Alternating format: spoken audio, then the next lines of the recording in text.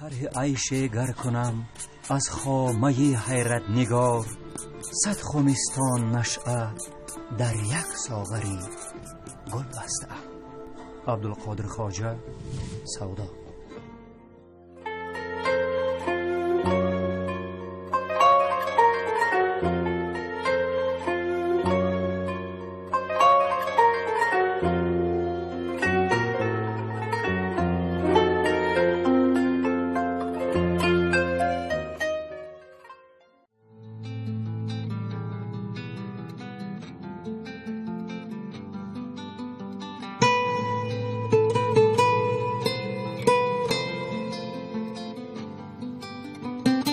دنبال آرزوهای کودکی، تلاش و زحمت‌های ایام نورسی آمدیم به شهر تا که در دوشنبه تحصیل کنیم، صاحب کسب شویم و بالاخره دوشنبه را استقامتگاهی همیشگی انتخابش کردیم.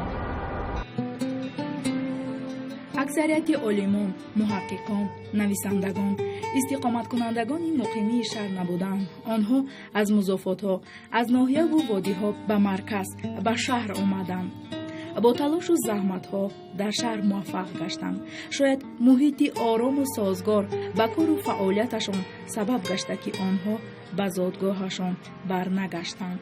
آنها رشد کردند، عائله بنیاد کردند و زندگیشان را ادامه دادند، محض در شهر، در پایتخت. قهرمان نوبتی برنامه من به شهر آمدم. یک نفر زبانشناس، عالم، دکتر علم‌های فیلولوژی، محض در همین بنا فعالیت می‌کند. انستیتوت زبان و ادبیات به نام ابو عبدالله رودکی. عالم جان قاسم 15 ینوری سال 1959 در شهر پنجکند ولایت سوخت به دنیا آمده است. پس از ختم مکتبی رقم 3 زادگاهشان سال 1976 بار اول به شهر دوشنبه آمد. نخستین بار شما به پایتخت آمدید، به مرکز آمدید، دانشجو شدید. این توصیه کی بود؟ من با بهای اعلا تمام کردم مکتب میانه را. به همین سبب با توصیه استادان، با توصیه پدرم مرحوم و شاگردانم که از اکوی علم جان خواجه مرادوف یکی از آنها، من با توصیه آنها اینجا برای تحصیل آمدم به دوشنبه. بار اول به شهر آمده دانشجو شدید، چه مشکلی ها بودن؟ اول اینکه دانشجو شدن اون سالها خیلی دشوار بود. جایهای همه جایهای خیلی که امروز میگن بودجتی بود. در اون دوره شرطنامه نبود، مقدار جایها محدود بودند. خواهشمندان، طلبگارا خیلی زیاد بودند. همون آزمونی که برای داخل شدن باید اون آزمون رو میگذاشتیم خیلی بلند هم بود و خوشبختانه ما این آزمون البته با دشواری ها، با مشقت ما دانشجو شدیم و این آزمون رو گذاشتیم.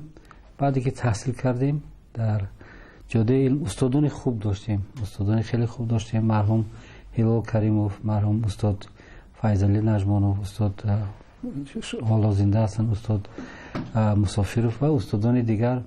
آنها ما رو به راه علم هدایت کردن، به راه معرفت هدایت کردن و البته برای اون که به خاطر اون که ما علم رو دوام دهیم، به خاطر اون که در این سمت یک موقع خود رو پیدا کنیم، ما در دوشنبه مادیم. خوشبختانه ما رو توصیت کردن برای کار در انستیتوت شرقشناسی. بعداً با توصیه استاد شرف‌الدین رستموف، کافدره ایران شناسی، فاکولته شرقشناسی استاد نجمانوف، من به اسپیرانتور داخل شدم و معلوم شد که راه ما راه علم است، راه معرفت است.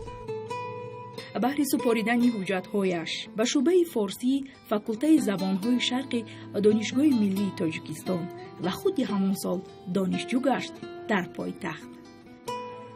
دوره دانشجویی بسیار لحظه‌های عجایبی زیاد دارد که به خاطر آدم نقش می‌ماند. من یادم است که نجمانوف درس ادبیات فارسی می‌گذاشتن. من در صف اول نشسته بودم. اون کس همه خیلی عادت داشتن که به درس می‌دراندند و به یگان مقدمه درس رو شروع می‌کنن. وقتی دراندم به درس گفتن که کنی قاسموف تو گویی که ما در کجا ایستادیم، کجا به آمده رسیدیم، آخرین جمله، آخرین چیزی که ما نویساندیم تو برای یادرس کن برای ما.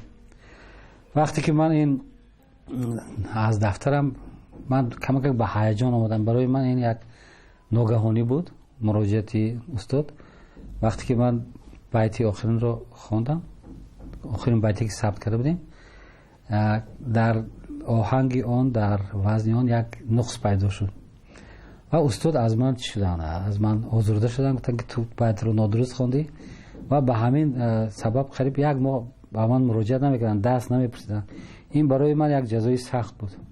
ман ҳар дафъа дарсро тайёр карда меомадам, аз дигарҳо бештар ба ҳамаи саволҳо ва ҳамаи сифоришҳо омода шуда меомадам, лекин аз ман намепурсиданд. лекин тадриҷан бо ҳамин кӯшишу ғайрату бо пуфшориву бо суботи ман маҷбур кардам устод боз ба ман муроҷиат мекарда, аз ман дарсро мепурсида шудам ва ҳамин тариқ ман ба қатори донишҷӯёни беҳтарин шудам, баромадам ва як ҳамин кӯшишу ҳаракати ман, ҳамин ҳодиса сабаб шуд ки устод боз дигар паҳлӯҳо, дигар қобилиятҳои маро мушоҳида кардан, дарк кардан ва дар соли дигари таҳсили аллакай маро сардори гурӯҳ таъин карданд, баъд барои хориҷа ба таҳсил равон карданд. яъне ҳамин ҳодиса сабаб шуд ки як ман тамоми қуввату ғайрату тамоми вақтама фақат барои хондан сарф кардам ва он эҳтирому масалан эътиборе ки устод масалан нисбат ба донишҷӯ доштанаш лозим буд, ман ҳамин чизро сазовор шудам. ин ҳодиса ҳеҷ вақт аз хотирам фаромӯш намешавад.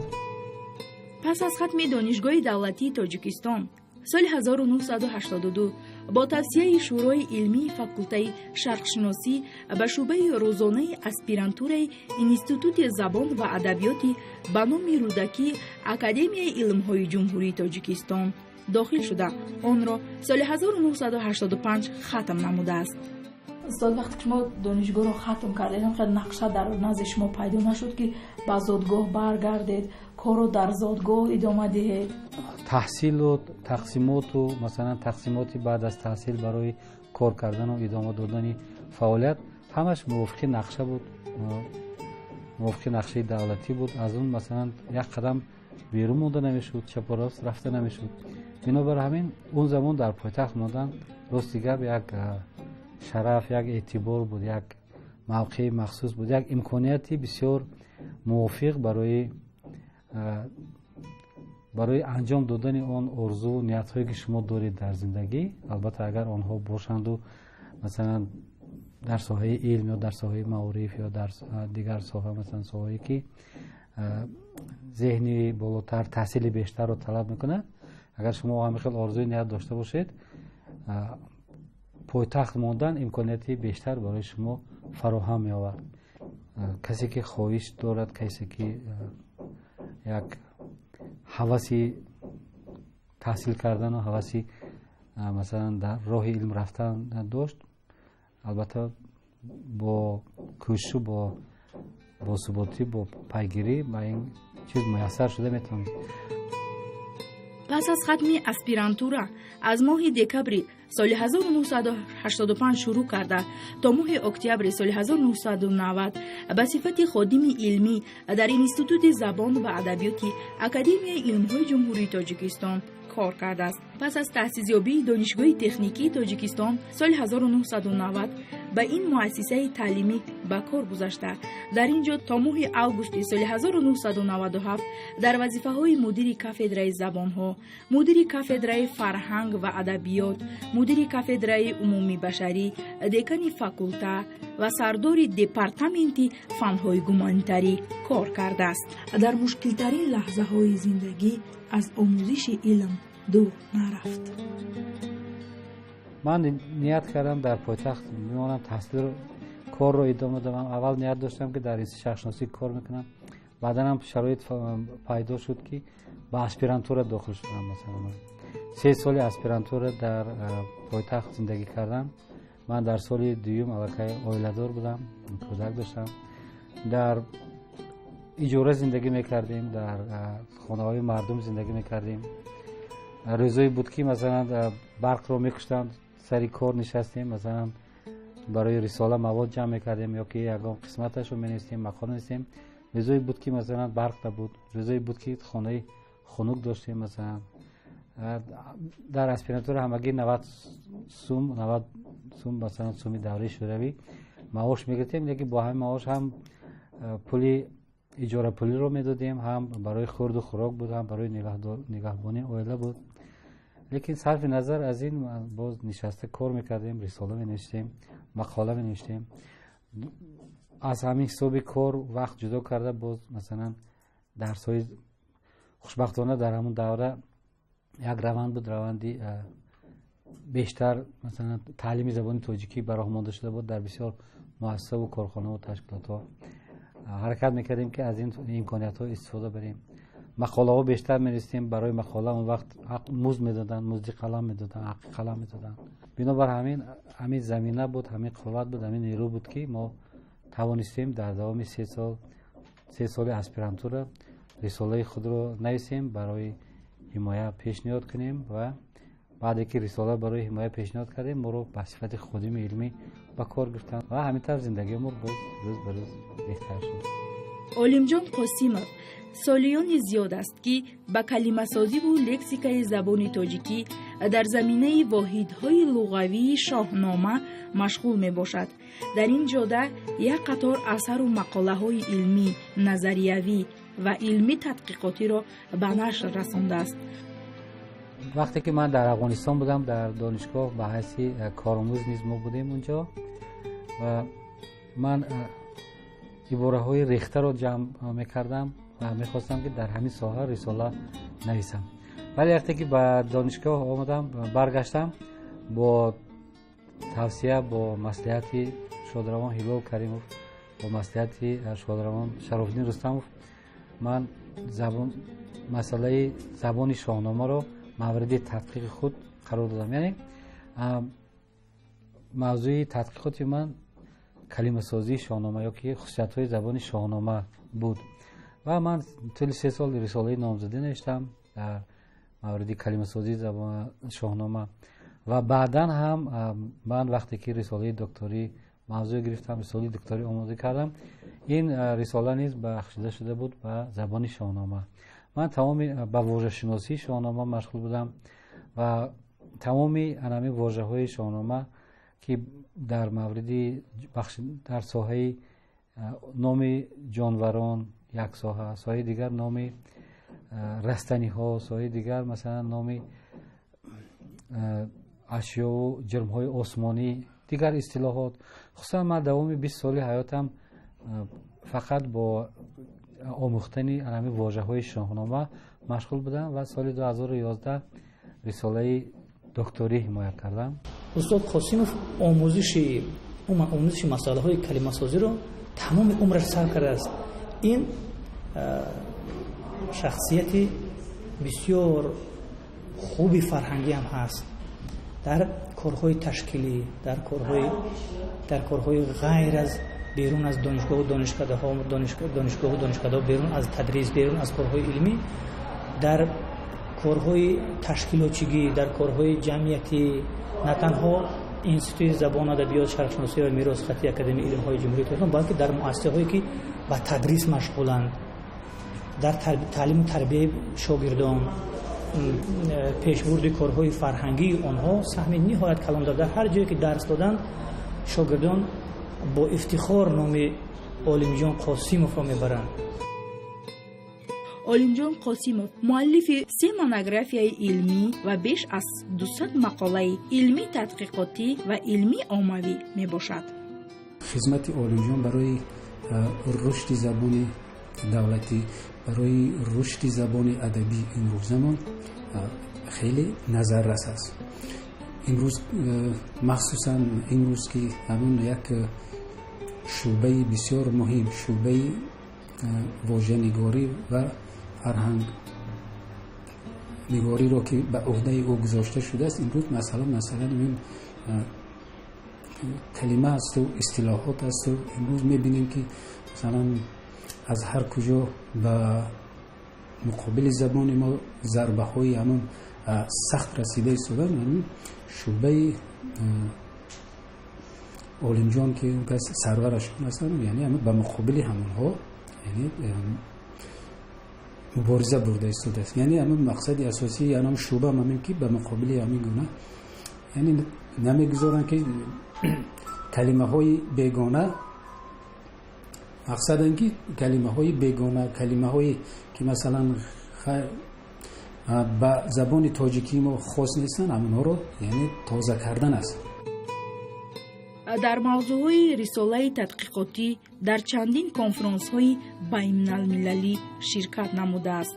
اینا ببینید مثلا شاهنامه زبان شاهنامه برای من بسیار شرایط مهیا کرد. من با در زمینه مضمون‌های شاهنامه در زمینه واژه‌های شاهنامه من در مغولستان در افغانستان در ایران در روسیه در ترکمنستان من ده ها گزارش ها کردم در کنفرانس ها اشتراک کردم. این همش به شرافت زبان شاهنامه بود به شرافت ایجاد فردوسی بود. من یک عمر راضی هستم که همین موضوع رو انتخاب کردم و در همین سمت تحقیقات خود را دوام میدهم.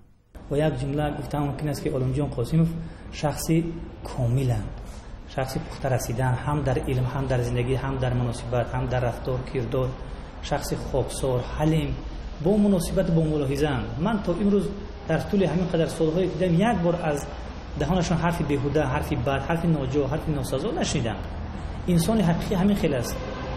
از همین گونه شخصان باید ما عبرت گیریم. از همین گونه انسان ها باید ما عبرت گیریم که سخن در جایش باشد فکر با ملاحظه باشد و از روی سخنان واقعا از روی سخنان کیکاووس کار میکنن که گفته است که هر وقت که سخن میگویید هر وقت که نطق میکنید اندیشه رو مقدمه گفتار خودتون کنید. اول اندیشه بعد گویید. یعنی اندیشه کردن فکر رو پره و کامل و پخته کرده بیان کردن فکر این به هر کس میسر نمیگردد. عالمجان قاسمов از آنی که از یک ناحیه دوردست به شهر آمده است در مرکز معلومات عالی گرفته رساله نامزدی و دکتریش را حمایه کرده است، ولی در برابر همه این توانسته است یک عائله خوب و نمونوی را بنیاد سازد. عالمجان قاسمов صاحب 4 فرزند و همه فرزندهایش صاحب معرفت و معلومات عالی اند. تا به سطح دکتری رسیدن عالمجان قاسمov نقش زوجه‌اش نیز بزرگ است.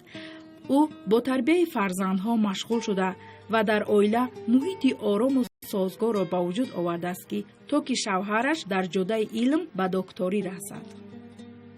برای ما خصوصا برای ما کسایی که به تدقیق زبان مشغول هستیم برای آموزش زبان مادری و زبان دولتی مشغول هستیم امکانات‌های خیلی فراوان مثلا برای ما فراهم آمده است. برای ما مثلا در اکادمی معاش‌ها مثلا زیاد میشه. البته برای عموما برای عالما مثلا شرایط خوب روز به روز مثلا مهیا شده است پیدا شده است. سفرهای کاری مثلا کتاب و مثلا کتابخانه هایی که امروز در جمهوری تشکیل کتابخانه ملی که ما داریم در کم کشورهای جهان این گونه کتابخانه مثلا هست این گونه شرایط مطالعه هست. از همه این مثلا استفاده بردن اگر در دوشنبه نباشد مثلا در کجا استفاده میبرید. از این نقطه نظر دوشنبه خیلی یک موقع و یک مرتبه بلند دارد. یک شرایطی بسیار خوب است برای خصوصا برای محققان برای تحقیقاتچیان که ما باید با قدر این شرایط رسیم. با مرکز آمده تحصیل کردن اما تلاش های نورسیتون رو در اینجا عملی کردید آرزوها رو عملی کردید باز خواهش پیدا نشد که پس از همین اسپیرانتورا رو ختم کردن رفته کار علمی رو در زادگاه ادامه دهید. لاله رو گفتم سیاه دل بودنت از بهر چیست؟ گفت من صحرانشینم شهر کمتر دیدم. یعنی یک اشاره است که مثلا وقتی که شما در دهات زندگی میکنید خواهید نخواهید دایره جهانبینی شما محدودتر می شود. روی عالم دیدن آدم دیدن است نیک و بد را در جهان سنجیدن است. ببینید که وقتی که شما در دوشنبه هستید شما با دایره بیشتری مثلا مردم شما صحبت میکنید ملاقات میکنید شین و خیز میکنید با آنها رد و بدل میکنید از آنها یک چیز میآموزید. استادان اینجا زیاد هستند دانشگاه ها زیاد است. اینجا اکادمی مثلا علمی جمهوری تاجیکستان قرار گرفته است که علمان بزرگتری مثلا در اینجا کنفرانس ها مثلا کنفرانس ها در اینجا برگزار می شود و قبلی مثلا اصطلاح امروز کنفرانس ها. خب از اینجا امکانیت بیشتر از مثلا رابطه کردن با علمان کشورهای دیگر. از اینجا مثلا آسان‌تر است رفتن برای همایش‌های علمی. محیط اینجا مثلا علمی تر است، محیط اینجا بالاتر است، معنوی تر است مثلا نسبت به مضافات نسبت به دیگر شهرهای جمهوری تاجیکستان.